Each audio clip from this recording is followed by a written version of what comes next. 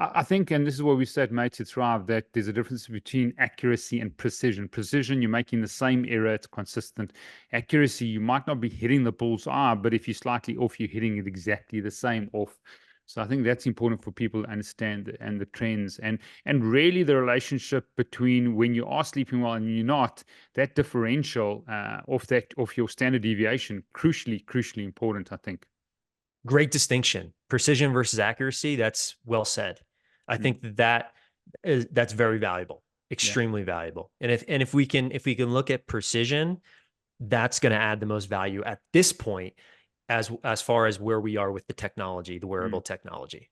Mm. And also what I found, I've been tracking for 7 years is, okay, I have a drink late at night, a celebration of my son's birthday. I eat late. All of a sudden, my sleep architecture tanks. I fast, I feel good, I get outside, had a good day, sleep improves in the architecture. And that's been consistent over time. So I, Right. I think it's not like, oh my goodness, I've had a terrible day lifestyle wise and my sleep improves. It's just, and this is consistently over thousands of people we've coached over the years, 25 years of functional medicine. Data is crucially important from a comparative perspective. And I think it's the same with sleep. For sure. It is. I think the challenge is sometimes people become obsessed Mm. with the data and then it backfires. Because if you're freaking out around your data, right, and you're doing all the quote unquote right things and things are not improving, then all of a sudden people, when they understand how powerful and important sleep actually is and what happens, that creates this level, it can create full blown anxiety. And people, like people that we work with, sometimes full blown panic attacks, Mm. like because they are hyper obsessed with they're not getting the sleep that they need. And so there is, I think for certain people, data can be dangerous if you don't know what to do with it. Yeah. And it's not just the data, it's how you're thinking about the data. It's not just what you do, it's how you think about Yeah. what you do that also makes the difference. So it's a really important caveat because sometimes I think people can become hyper obsessed with data, Mm. and data is awesome.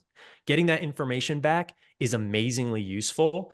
And at some point, it's like, well, our bodies have an intelligence. I mean, this is my belief.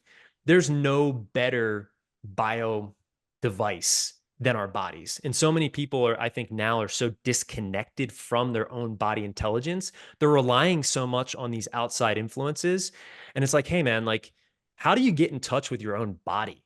Mm. How do you create that body awareness where you actually can understand? You don't need a ring to tell you that you're stressed out because you actually are in touch with your breathing, your shallow breathing, or your digestion system, or your energy. You're that tuned that you're like a Ferrari. You're so tuned that even the smallest little adjustment, whether it's one way or the other way, you feel it. And most people do not have that sense of body awareness.